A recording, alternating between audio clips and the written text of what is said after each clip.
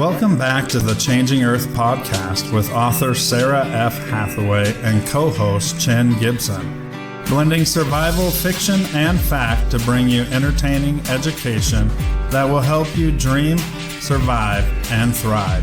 And now, here's your host, Sarah F. Hathaway and Chen Gibson. Hey everyone, and welcome back to the Changing Earth podcast. Happy to have you back with me. Today we have Chen Gibson in the house. Hey Chen, what's up? Hey, chin's up. Man, and we got James Walton hanging out with us today. Hey James, how are you? Thanks for having me on. Good to talk to both of you.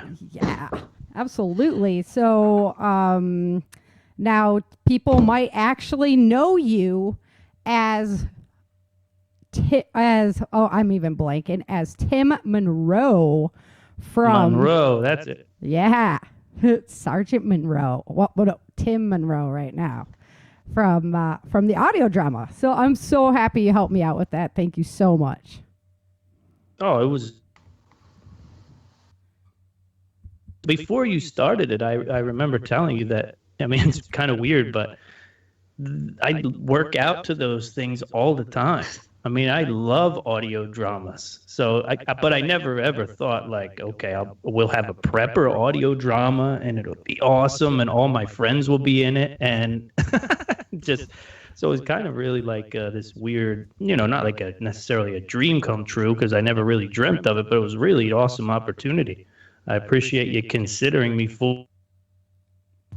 Yeah, well, it really worked out. Your voice is like perfect for it. So I was like, Now, whenever we're reading your roles, like, because I read all the episodes ahead of time, obviously, with my family and stuff. So we have to do the Tim Monroe voice. I gotcha.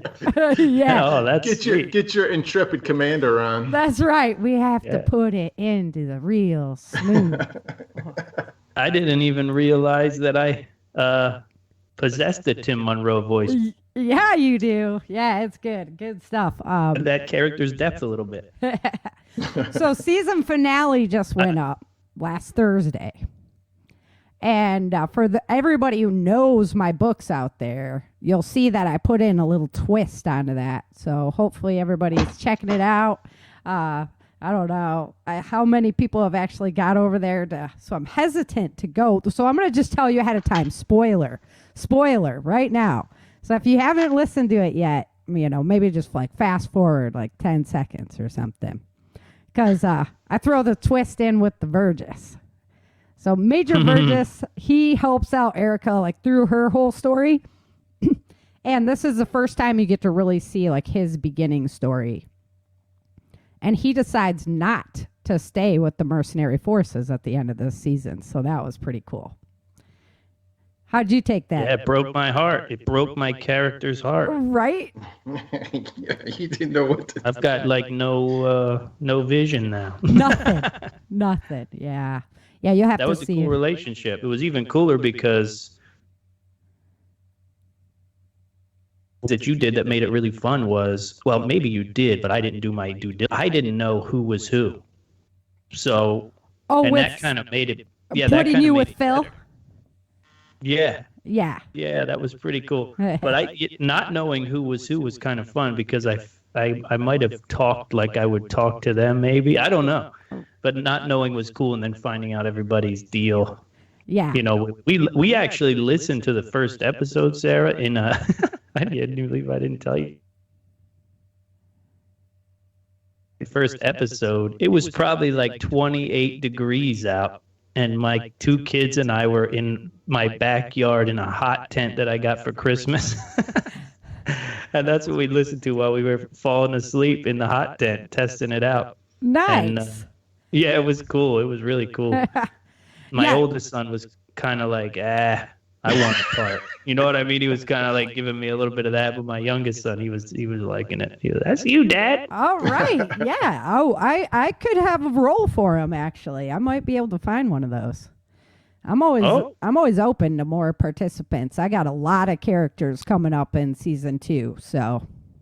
He's only 9, well 10, but he's got a little bit of an older voice. If you got a teenager role, he could probably handle that. Yeah. Yeah, I might have something like that for sure. Oh, he would love it. He would love it, little Carter. Yeah, no Australian Get him a voice. SAG card. Yeah, it was fun. It was fun listening to that first. What was it? He'll have to get his SAG card, his actor's card. Okay. Oh, yeah, right. Yeah, no. Because it's all pro bono, so yeah.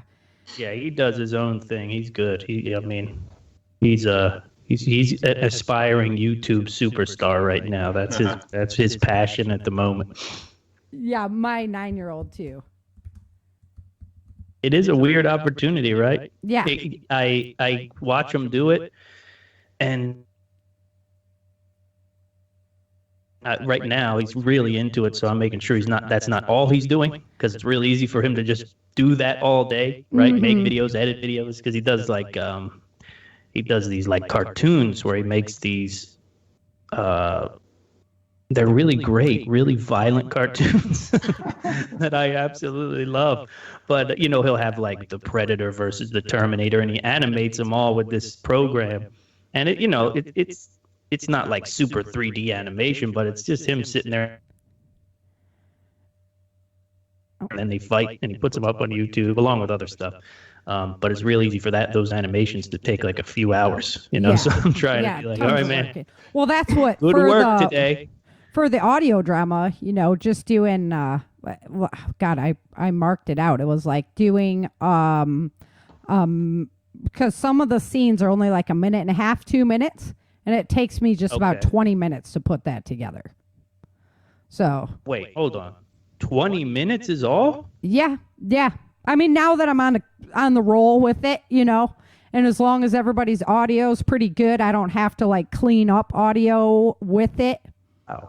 And she's like Edward Scissorhands. I'm in. Cutting and pasting. Yeah, and then I'm doing per scene, so that's like an hour, say, per episode of putting things together. And but now I've got a pretty good database of like all the sounds too. So that would be the tough part, right? Timing the sounds and stuff just right. I feel like would be the music and all that kind of. Yeah, but that's the fun part. And I am looking, if anybody knows anybody out there, I am looking for somebody who can help me out with putting music in at the right times. Like to have. That'd be good for the right? mood. Mm-hmm. Yeah. Like when something suspenseful is coming, to have that type of music in there and stuff. So I've reached out to a couple of musicians. We'll see what happens. But if anybody's interested, you got the skills to do that, hit me up. So definitely. The tough part about it is finding music that you can use. Yes. Yeah. That's what's tough. And but I guess if you can you probably can get away with a lot more, if you put their name in the description of the podcast and the track and that kind of stuff. Right. Most people are pretty forgiving on that if it's not a like a big copyrighted artist. Right. There's a website that we use in our house called the Free Music Archive. Okay. And there's a bunch of cool stuff there. You just got to read what their stipulations are for using their music. Some of them will say you can use it, but you can't make money off of it. So it's that. Right. It's got to be a Creative Commons. It's the same. We got a bunch of stuff off of there. I use a lot of the sound. intro music too. Yeah, there you go. I've been on there before. Yeah, and it's the same way. As long as you pick like a Creative Commons, you're okay. So.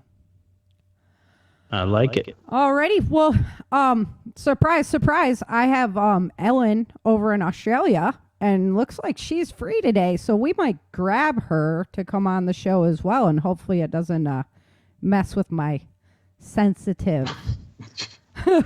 just like playing with fire, don't you? I know. It's like surprise attack, but I'm thinking we might be able to grab Ellen. Now, you've never met Ellen, Jim. She's an awesome lady over in Australia, and been one of my biggest fans forever. She's coming out to visit me, and I'm like, there's no place to stay around my house. Why don't you just come to my house? She's like, what? Are you serious? I'm like, yeah, come on out, man. So we hit it off, and I've been, she's a good friend of mine now, so we'll put it that way. And she's an Australian. I'd love to hear about what's going on in Australia. Right? So let's see if I can grab her. All right, get ready, Ellen. Australia's in a very interesting place right now in the world. Right? Yeah, with all the earthquakes and stuff that are going on over there. Well, that. Well, I mean more with Taiwan. Oh, yeah, fair enough. Yeah, and Ellen's expertise do lend that way, so I'll let her decide how much she wants to of that to share. So, well, other than that, we're going to talk a little bit about the rich prepping and how much they are prepping, which is, so everybody's like, oh, you preppers, you darn preppers, all conspiracy theorists, you know. And obviously, it's not just us. You there, Ellen? Hello. Hello. You got me? Welcome. Hey, g'day from down under. It is freezing here today. We've got down to, it got down in the minuses Celsius this morning. So we're definitely not in summer anymore. I was in the pool today. I just got out of the pool. Yeah, well, yeah. No, it's our first day. We can actually go in the pool. So, Ellen, I want to welcome you to the show. I've got my good friend, James Walton from Prepper Broadcasting on with us today. So if you're listening to the beginning. So you can say hello to James. Nice to talk to you, Ellen. Hope you're doing well. Yes, I'm all right. I'm getting there. Hopefully, Ellen's going to be out in September and come to Prepper Camp with me, James. So you might get a chance to meet her this year. Yeah. That would be cool. We shall see. We shall see if my government can get this goddamn immunization. Well, you might have to get past ours too. So still struggling with that, huh? Getting the shots over there? Yeah, so we haven't got any domestic any of our drug companies domestically making it right now. So we're getting it from the European Union, and they've blocked a whole heap of our shipments coming. So the government's plan on getting, the nation, everyone in the nation immunized by the end of the year has been blown out by another 6 months. It's pretty scary. And I was hoping to go to Prepper Camp, but every month that goes on, I don't think I'm going to make it. Mm-hmm. Oh, I don't want to have to shell out $2,000 for hotel quarantine coming back. Right. Well, then, everybody, Ellen might have an extra ticket for sale. Exactly. They go up in value. They do. I bought one. So. They do. So what's the weather looking like over there? Besides cold. The rains, right? You were having like bad flooding and all that? Yeah, that stopped about a week and a half ago, and flooding, like Australia is built on drought, floods, and rain, and fires. So it's the water when we do flood doesn't take very long for it to dissipate. Right. But it's nice and sunny today, but really cold at night time, and just going into winter, and it's good. So we had a fair bit of rain, so everything's green, which is not really normal for us at this stage of the year, because we usually get our rain in October, November-ish. Hey. Nice. Yeah, I was like, oh, you're on video. I'll turn mine on. Nobody can see us on video, though. Yeah. Not my Twitter bugs. So that's us. So we're not expecting a really hard fire season this year coming, or maybe a year after, depending on how much rain we get. We've still been doing really good on rain. We've been getting some massive storms through the south. So where I'm at in Texas, we only get the tail end. Chin, I saw one coming at you the other day. How'd that go? They had tornado warnings in North Carolina, but they I didn't see anything in the news this morning. So hopefully but I think west of us had some touchdowns. And you're up north of that, James, right up in Virginia? Yeah, Virginia. Things are getting beautiful here. Yeah. I couldn't be happier. James was fishing the other last week. Oh, that's what time it is. Lots of fishing. Nice. Yeah. Yeah, you did. That was a cool episode you did the other day. So I wanted to, I'm going to go ahead and just jump into a little bit of Earth news since we are on the weather and topics like that. And everything, we've been, of course, seeing a lot of earthquakes still, a lot of volcanic eruptions still. There's another volcano down in the Caribbean that's erupting right now. First time in 40 years. It was the year I was born. It actually went off last time. And then the cruise ships were helping people evacuate, but they were only taking people who had the COVID vaccination. And I was Your like, passports, please. Yeah. I was like, okay, is this how they're creating the second class of citizen right now? Very interesting. Mm-hmm. So the cherry blossoms in Japan bloomed the earliest that they have since 816. 16? Yes. Wow. And you can look at how they blossom and timeline that with the sun cycles, and it's exactly on point. So this is the earliest it's been since 816. And following that, like 2 years later, that's when the Ming Dynasty collapsed because the climate had done such an altercation on them that the whole dynasty collapsed. So very interesting stuff to keep your eye on there. So the 12,000 year cycle that they've been talking about, if you haven't watched Suspicious Observers, James, watch his disaster series. It will blow your mind as far as what's coming down the pipeline for the world as far as global climate goes. Very interesting stuff. Sure. Yeah. I have to be in the right frame of mind. Oh, yeah. My intake is so full with scary stuff. Yeah, I know. It just keeps coming.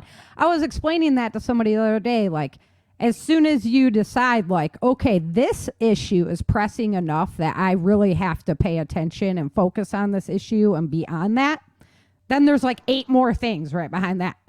And and it's so hard to... I think it's absolutely done on purpose so that we just have to stay jumping and don't know what's going on.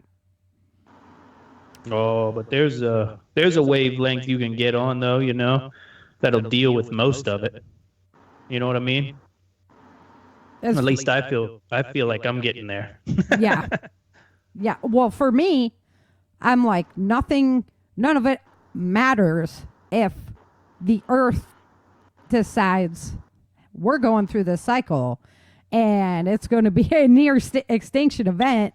Well, none of all that other stuff matters. I mean, honestly. So unless like you can't get in the bunker because you don't have your COVID vaccination. Right. Right. Not that I. And it's so true. And it's so true here in Australia. Everyone, it's so focused. All the news outlets and stuff are so focused on what's going on in the government. We've had a big upheaval of just sexual harassment and allegations and stuff like that, and reality TV shows. That's all we're talking about. Plus the Duke. The Duke died as well, so you know we're under the so that's a big thing for us. But it's just there's nothing going on apart from those 3 things that's in the news at the moment, and it's absolutely ridiculous because I want to know what's happening behind all that. Right? Yeah.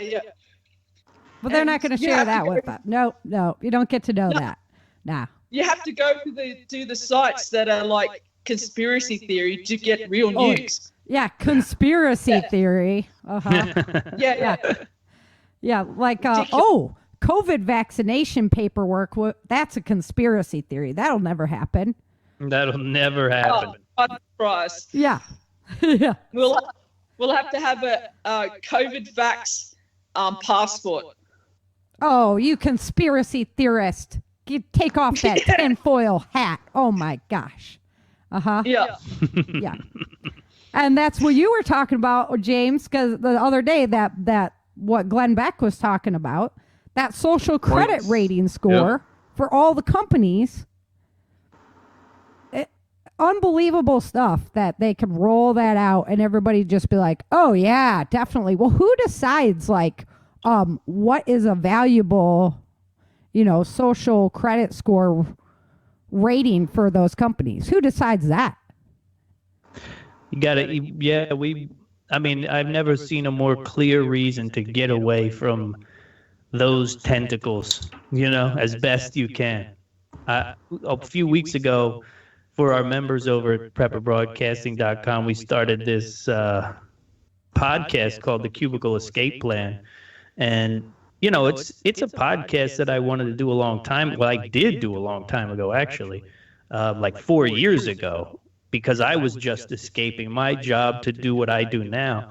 And I'm so convicted right now that people got to get away from their jobs. It is just, that's what the whole podcast is about. It's just a bunch of different ways to start striking out on your own, so maybe you can build something and get away from your job, because I'm like really concerned about people and the longevity at their company, and maybe not even like just getting fired based on I'm not doing your stupid GSE credit score training or whatever, or your I'm a bad white person training, but like yeah, just the idea that you could be sitting in your cubicle, and because you have an American flag up, or God forbid a red hat in your cubicle, there's just like no chance you're going to get bumped up, and I think that's going to rear its head in more and more extreme ways in some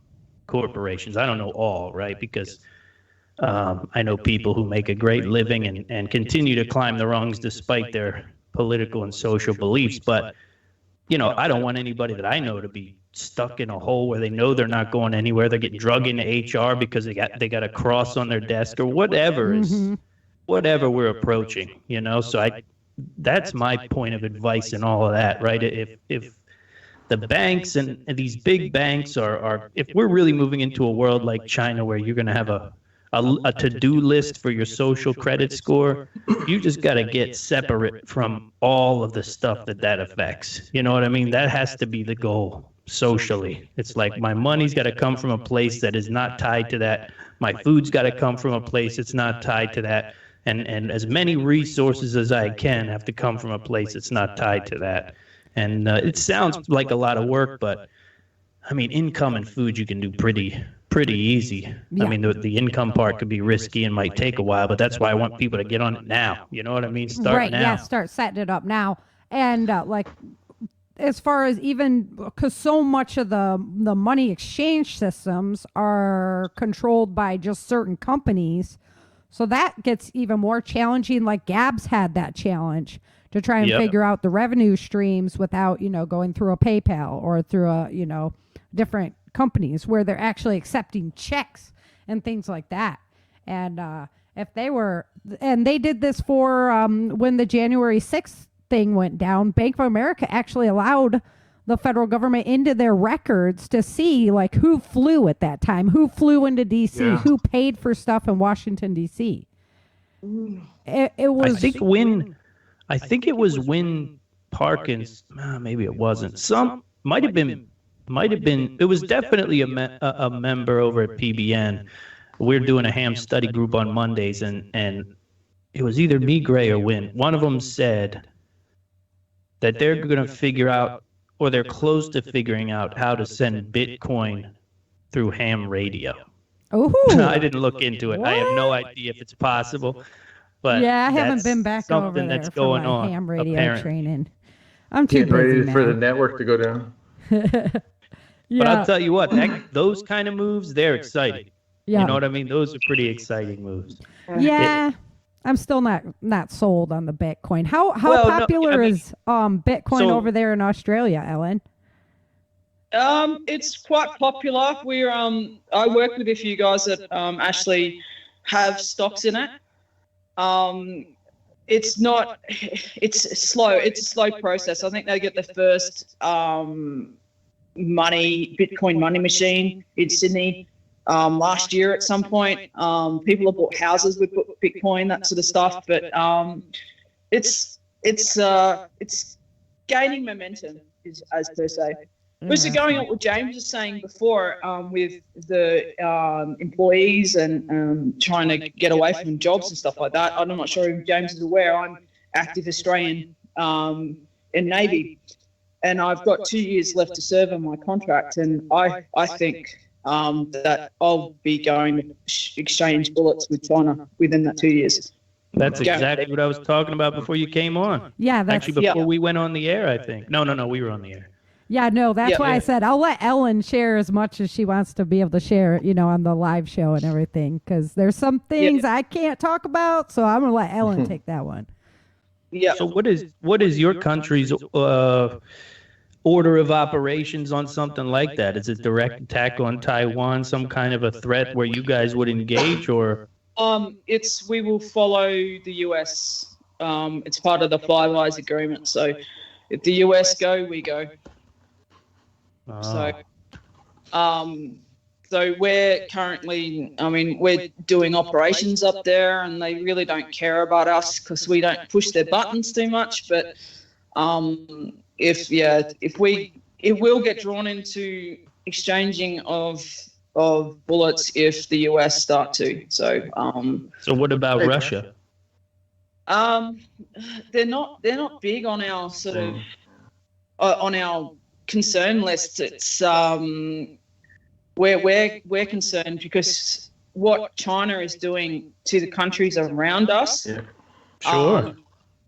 is absolutely horrendous. So what they've done in PNG and Fiji and stuff like that, and with their one road, one belt, one road initiative. Yeah, one belt road. Yeah.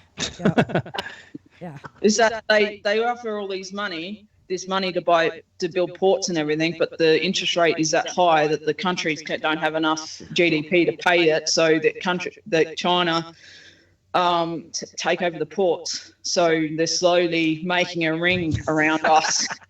Yeah. And like gangsters. Yeah, exactly. Yeah. So they've been doing that in Africa too. They're spreading their fingers across the world. It's and they're it's like, cool. let us help you set up infrastructure, and then they find a way to default and take over. Well, you see, that's about China's weakest point right now. Is their ability to get their ships fixed afar. You know what I mean? America can pull up pretty much anywhere and get the work done they need to get done, but the Chinese can't do that. So it's a pretty good move on their part. Oh, yeah. I mean, they got a lot of work to do, but So what's helping everyone in the world at the moment is that India and China have been warring for centuries, and there's an absolute hatred there today. They're still exchanging rifles and bayonets on the border and up in the mountain. So they hate each other. So they're both nuclear nations. So if the Indians get pissed off, it's gonna be interesting. So we were just sitting back going, oh, come on. And then Vietnam also hates China. So, and it's just this. China hasn't got many friends at the moment, and they don't seem to be making any either. I've heard talk of South Korea maybe choosing China and kind of putting that relationship with the U.S. at risk. They're trying to be very Sweden about it, but really, yeah. Same with the Philippines. What was I going to say? I can't remember. China doesn't have friends. You said many. Yeah. So what they're doing to us? So Australia was actually on the ball and saying we actually want an investigation by a separate entity from where the coronavirus come from. Basically, because like for us, it's like killed our economy. We can't go anywhere. We have to rely on imports and so forth like that.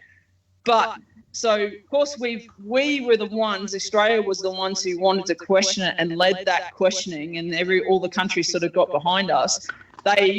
China has put on embargoes on us. So they won't accept our coal at the moment. They won't accept our lobsters. They won't accept all this other all this other stuff that we rely on to export to create our GDP. So they are bullies. Yeah, they're bullying us. Right? So Yeah. That's so strange. Why would they bully you if they didn't have anything to do with this virus breaking out? Yeah.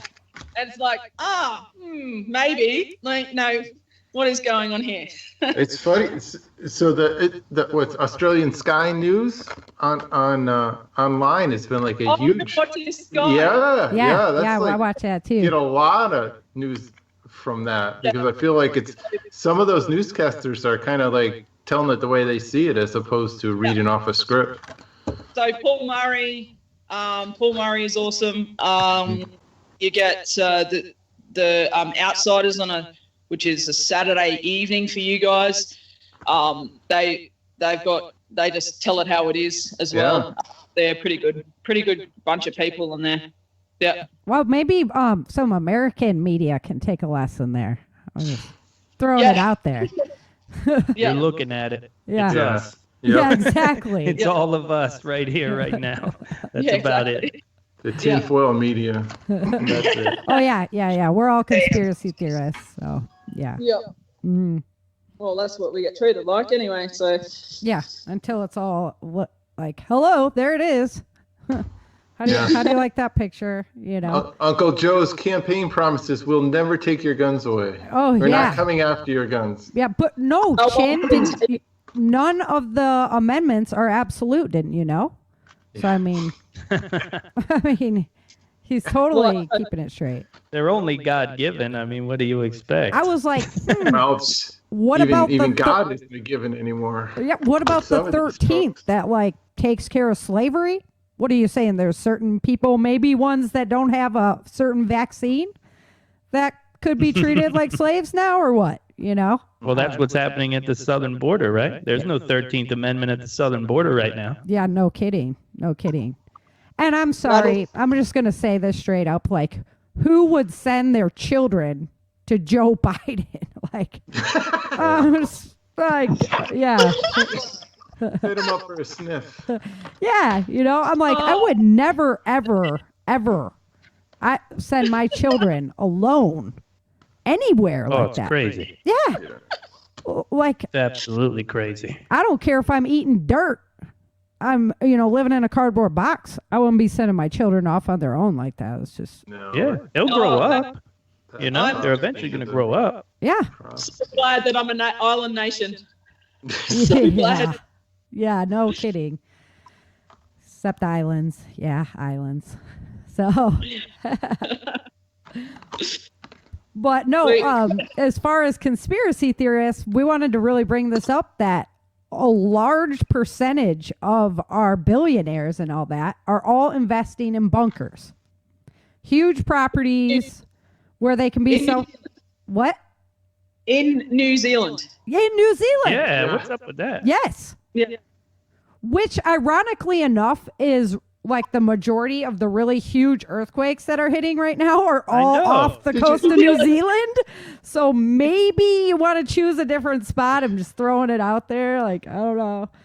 Sarah, did you see that article I sent over to you this afternoon from 2017, the Business Insider? So that's not like that's not some like, crazy, conspiracy theorist. Conspiracy, yeah.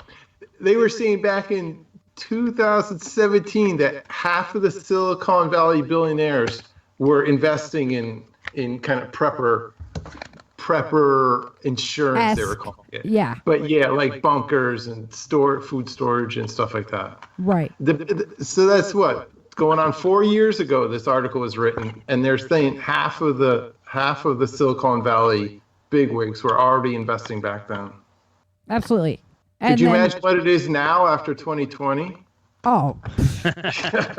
And some of those places are awesome too. Like, it's not your run of the mill like bunker system. And I was reading there's the one that Dave's involved with, Fortitude Ranch, and that looks cool. That looks like a place you could just go and like have a cool vacation too. Yeah, that's more middle class. Yeah, learn some skills, stuff like that. But there's these ones you can like cohabitate for $15,000 or like get your own for $30,000, and they look pretty tight. I mean, not that I'd want to live in a bunker ever, but They look pretty cool.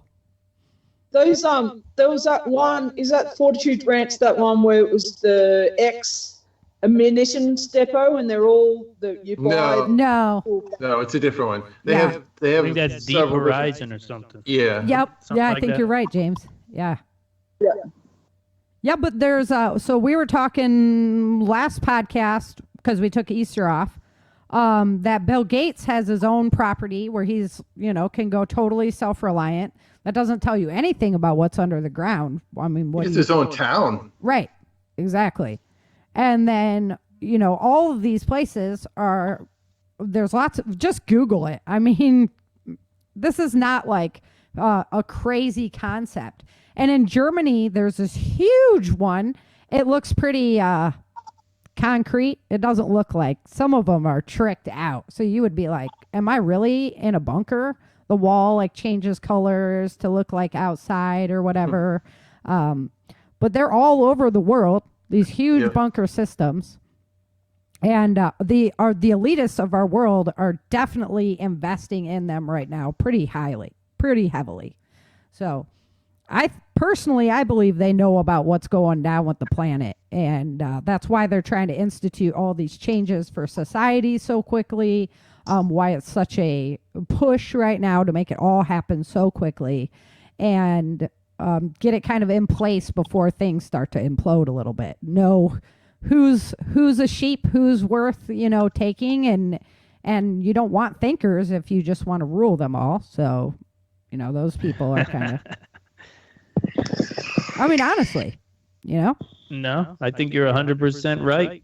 But I also think you can only learn so much about the world, not just the planet and planetary changes, but you can only learn so much about the world and how it works before you take one of two paths, one being you lie to yourself on a day-to-day basis and say that things are going the way that they should, or you become a prepper, whether or not you call yourself that or not. You know what I mean? Yeah, but absolutely. I mean, there's really just two types of people. One wakes up every day and says, I'm going to worry about me and pay no attention to anything else that's happening in the world. And then there's people like us who say, guess we better start stacking food up. It's looking rough out there. I mean, again, after 2020, we've had pandemic, we've had riots, we've had fires, earthquakes, floods, volcanoes. I mean, and that's like a year.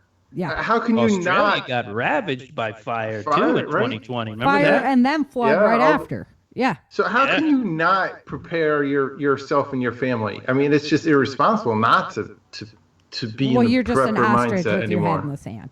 I mean, That's what I mean. You got to lie. You got to lie to yourself. You got to wake up every day and say, yeah, it's cool that I got 2 boxes of macaroni and cheese in the closet. I do have a That's bone to good. pick with you, though, James, from your last Sure. episode.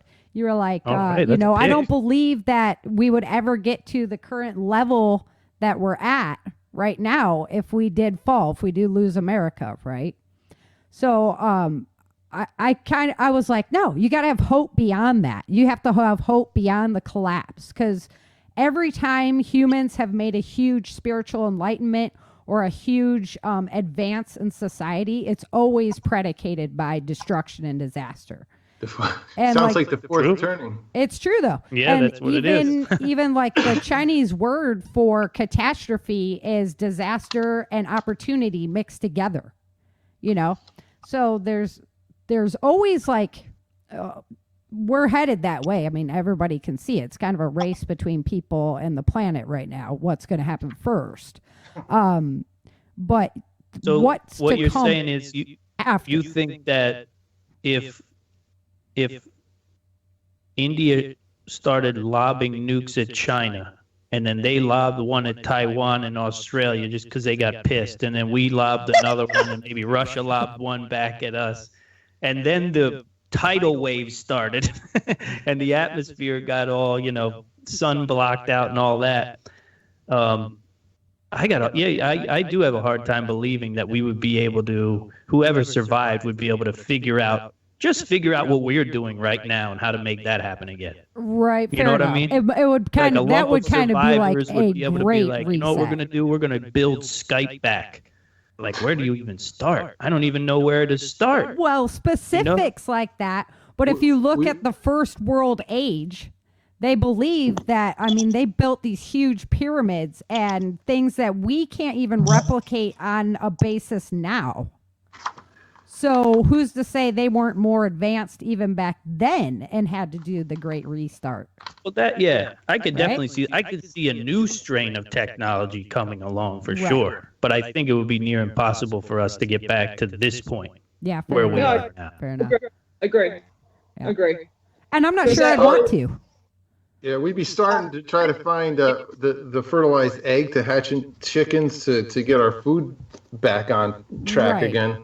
Right. I would pray that we could do it even better than what it is now, where, you know, but every technology is open to corruption. And so. I mean, just think about the sheer loss of information that would happen. Right.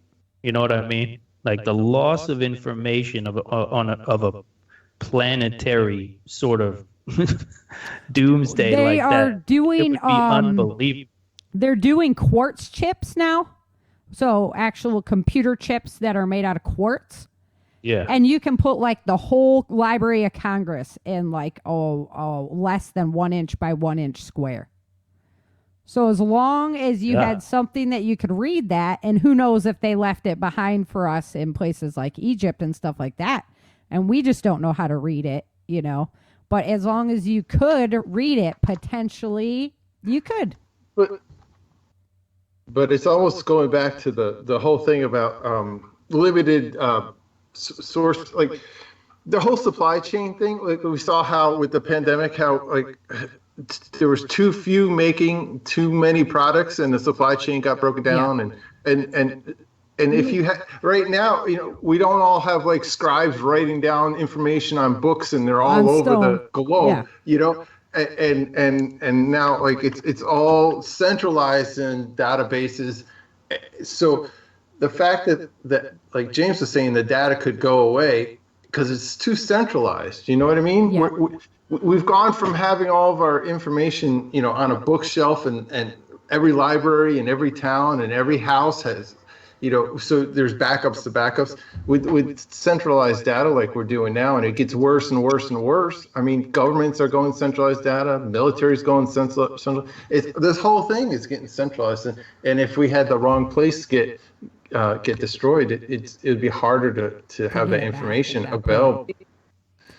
In saying though, I think less electronics would be better, because if we get, there'll be more people having it, you know, and stuff like that. We get rid of AI, and then people can work back to have people back on the and manufacturing. Did you hear that AI is supposed to make our lives better? We're supposed to have more time for recreation and enjoyment and pleasure. Did you don't have any money? They didn't get that word down on the island you live on? Where are we going to come from? Like, where are we going to earn money? It's like, but that's where that comes down to that World Economic Forum where they were talking about you won't own anything.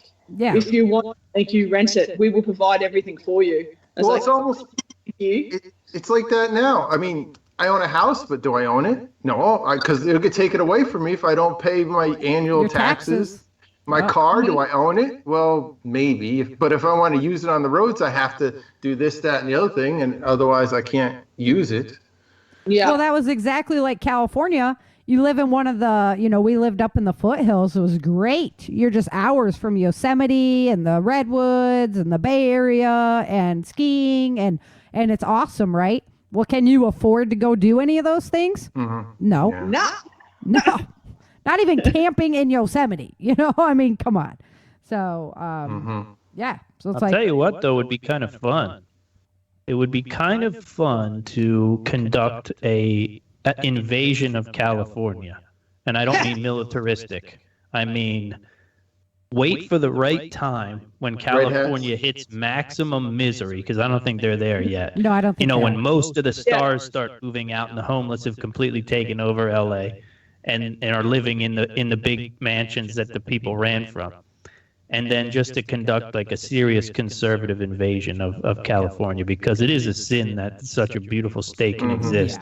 And so many people run from it. Well, the thing is, the conservatives are running out. I mean, it's the mass migration right now. Well, oh no, of course, Yeah. it makes no sense to stay. Yeah, it doesn't. I mean, it's just you're just working forever to pay taxes and for your house, and that's it. Unless you get the good job, and then you're set, and you're above all that. But there's not that eventually many. they'll run out of taxpayers. They have to, right? Yeah, well, they are destroying the middle class there. It's either you're wealthy elitist able to have that big spread and have everything you want, or you are just struggling on the edge of survival. Which they don't tax anyway. They don't tax the elites. They don't tax the elites. So where is the tax going to come from? Yeah, the elites know the loopholes. Exactly. Right. Right. And even so, they'll tax the business, right? They'll tax the corporations. But who pays that? The corporations don't pay it. Well, it gets funneled down to the products and the services, and the middle class and pays for the products, pays for the service, and that's where the tax is coming out of. Well, even J.P. Morgan, like San Francisco company, right? From back in the day, they're out. They're gone. Yeah. Yeah. Gotta go. Yeah. Sometimes you gotta go. And New York's looking to be about the same way. Everything there. So. Yeah. So the big news around here, Ellen, was the Second Amendment invasion that just happened. And I have a pen and a phone, right? Didn't we hear that? Yeah. But his predecessor was saying, I have a pen. I can change stuff. Yeah, the monarch just decided to get into the Second Amendment news. You got 30 days. Yeah. So well, we went through something similar state-wise in 2020 in Virginia. Right. And it was pretty damning. I mean, it was class 5 felony for possession of an AR-15. That was what was proposed. Yeah, right? no. You could turn it in, or whatever. But if you're found with it, that's the deal. You're going to jail, and that was the proposed law. And I think what happened in Virginia is pretty much what's going to happen in a lot of places around the nation, which is, and kind of something that I've been talking about a lot since 2020, which is the idea of enforcement, and all of this stuff that's coming down the pike. I'm trying to look at it through a lens of enforcement. You know what I mean? You can say a lot of things and you can sign a lot of things, but you at the end of the day, you have to be able to enforce these laws. Right. And if the sheriffs and the police say we're not dude. I just saw a guy get shot in the head with an AR-15 in New Mexico or something like that. It was crazy, the poor cop. And in Baltimore, they just got rid of the cops' Bill of Rights in Maryland. Maryland. I don't know if you guys know, but there's a place in gosh. Maryland called Baltimore, which is basically becoming a third world nation if they don't get that under control. Like so Oregon? I don't know. Sorry, just for me to understand is that he's signing and stuff. It's still got to go through the Senate, right? Yeah. Technically, yes, but these were executive actions, so they were just very strong suggestions. I've heard some people saying they were actually executive orders, which would put it into play until the next president comes in. He can undo all of the executive orders. But I heard they were just executive actions, so just very strong suggestions. But as James was saying before, they've got to enforce it. But with what's going on, they're getting rid of all the police rights. So people are already armed up. So you're going to have to get these people to go out and get them. But there's no, they hate police. So it's a. Can I? You're getting it for sure, Ellen. Can I throw a twist for them? So can I throw a twist in this? So we've all been worried about the government taking away rights and stuff. How about the mix we're getting now with corporations denying service because they, Coke and whatever the airline is that left Atlanta because they were against, Georgia. Oh yeah, Delta. Wasn't Georgia it Delta? passed, Georgia passed Delta. voting rules where you have to prove that you can vote before you can vote, right? And Crazy. now corporations What? are saying we're boycotting the government now. So maybe this whole enforcement thing might be a little easier for the powers that want it than we're thinking, because right now there's this crazy gel between corporate America being woke and government, the woke government being controlling a majority of the government. That So they've got like the I'm a gun little list, and they nervous. can be like, you own this firearm, so you're not allowed to come to this event. Visa's not going to let you use their services to purchase anything anymore. It's everything's going towards paperless, money. That so now I can't bank anywhere, and I can't, you know what I'm saying? Yeah, I get you. I got you. I can't get gas for my car at ABC gas station because they're woke and they don't want to service people that are freedom-loving, Second Amendment kind of. I have a flag on my pickup truck. Here's something for you. So I've done 18 years, coming up to 18 years in the Australian military, right? I have been a seaman, able seaman, leading seaman. Now I'm a petty officer. They have got that woke that they want to change seaman to Sea person? Sea person. Sea monkey. Sea person. See person. It was funny when they said amen they couldn't say Oh that. no! Oh Remember my that whole gosh! stuff was about phenomenal. amen? Yeah, Oh, the my. amen. A woman. No, it's not. Yeah. Oh, and another thing. So I'm a big pertainer of you get in the job or do the job that you are. It's the best person for the job, Yes. right? The best person that interviews, best person for the job. So they're looking. The left form of government here is what they call Labor. They want to bring in a bill into Parliament to say that every political party must have 50-50 woman, 50-50 man. It's There like, you go. hang on a minute. That just creates you're getting people, you're just putting people in positions, high-ranking positions, because you want of their sex, not on Well, their. our president, I think our president, running me. our president didn't even have a single option for vice president that was male. Yep. Yeah, Well, he There was stated no that man. I'm gonna pick a female. yeah. When they showed the list of people, there wasn't one male Democrat that made the cut. I mean, Yeah. come on. I didn't know that. That's good. Oh yeah, go Well, he back and look said at it. when he was having his decision making. You'll see a list of. I mean, I remember seeing it in picture form on TV, and I was like, God, I'd be mad if I was a Democrat. Wow. You know, like a really well-groomed Democrat politician. Right, could you have been need the vice option, like you need the correct person for the job, not based Yeah. upon anything else other than qualifications. Yes. But you're sexist. You're sexist. Oh, Sarah, you're sexist. Thank goodness we have a voice of reason on the show tonight. I know. Ellen It's that keeps kind of us stuff, straight. though. It's that kind of stuff that makes me have little faith in endurance of a movement like this. You know what I mean? Right. The ability for this ideology to have longevity is, man, it's hard to see, because it's all fake. Well, that's why I think that they just keep creating it to keep everybody in such a state of confusion that then you're easier to manipulate anyway, because now you're dealing with this new influx. So you're in the state of confusion.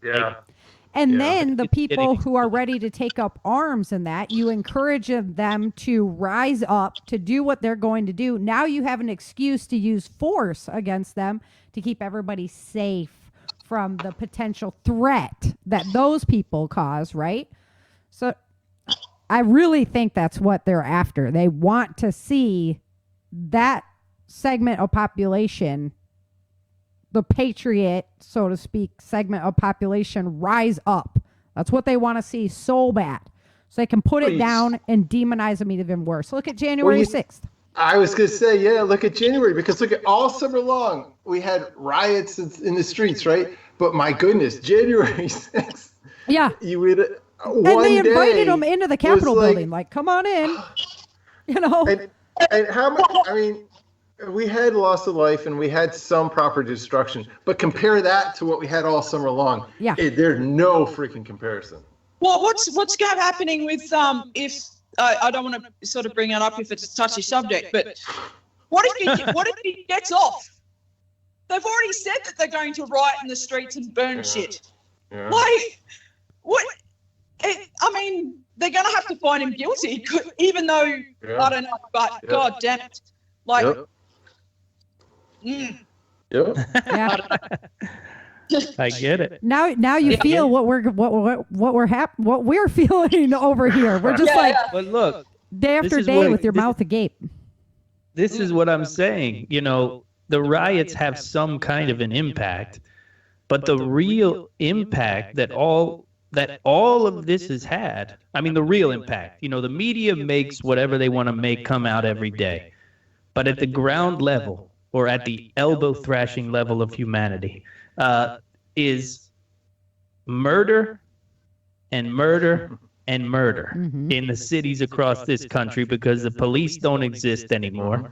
And these neighborhoods that we were told were the most filled with the most important people in the world, who had to be considered and had to be, you know, their lives had to be taken into account, and their lives matter.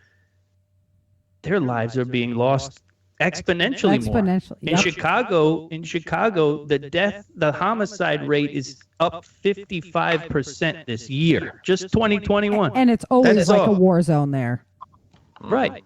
Yeah. So the Black Lives Matter rhetoric and the burning of, by the way, the black neighborhoods, which really made no sense, right? Because now they're even worse off.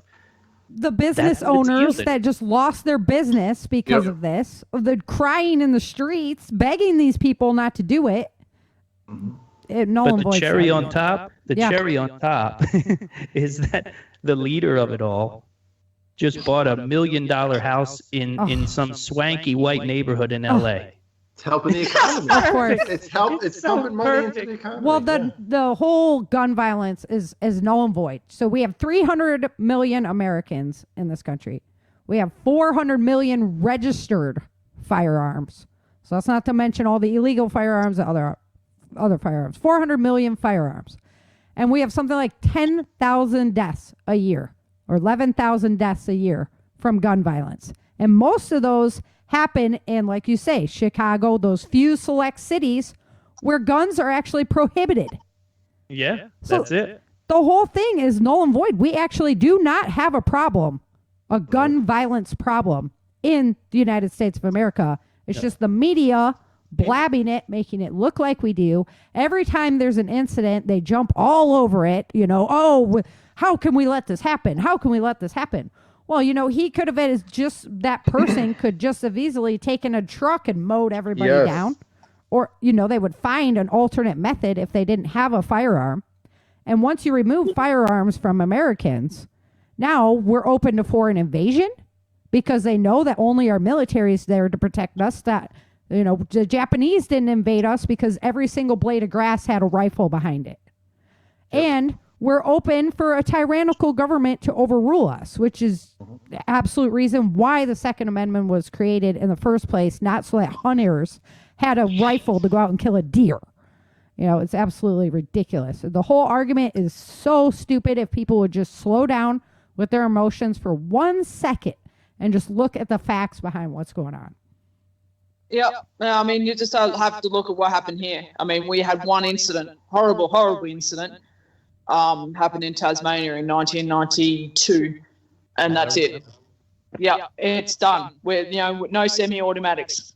Right. You know, I have to go through a whole rigmarole of things to even get a rifle now. And now I've got my license. I'm all good, but I'm only restricted to bolt actions. So. But I was hearing on Dan Bongino, I think it was on Dan Bongino the other day, that there's actually more firearms in Australia now than there was before the law was made, and they're now all illegal weapons instead of legal weapons that, you know, yeah. So there's a massive illegal trade in Australia, but if something happens, it's like, oh yeah, we'll strict the license holders. Like, we're not the ones causing the friggin' problem. No. Yeah, exactly. If the police come and do, because we have to do safe inspections, right? If the police come into my house and do a safe inspection and one round is out of place or they find something wrong, that's my license gone.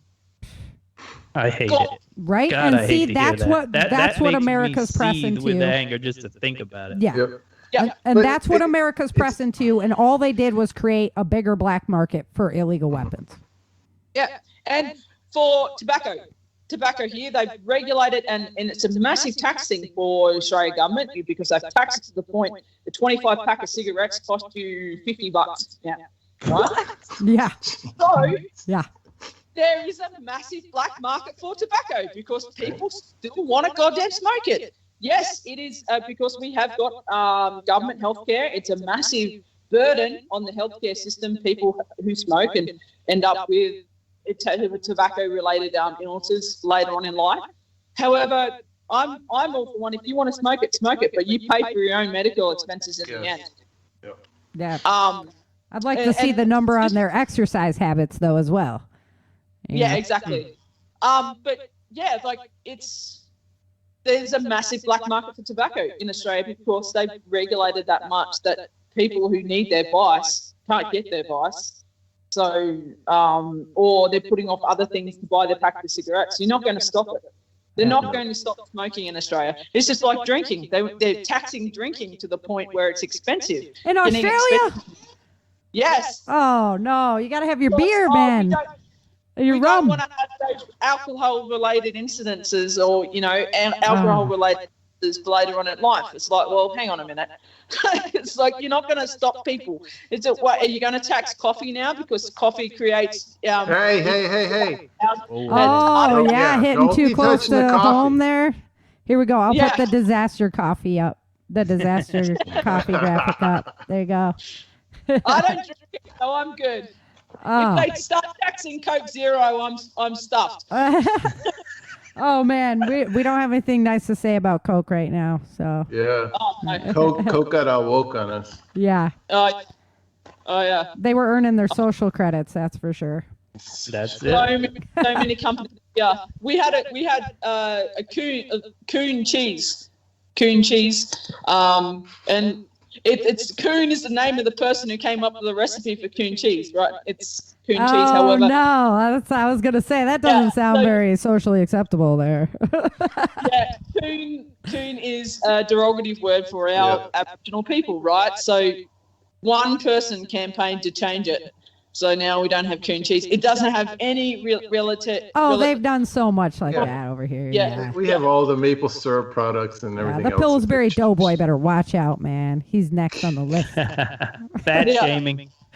Yeah, exactly. Body shaming, poking them in the belly. I mean, jeez. Yeah.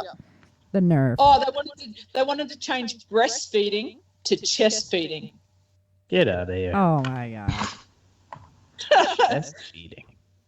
Yeah, that's what zombies do. For the trans people. Yeah. Oh. Don't get me started on the trans rights stuff.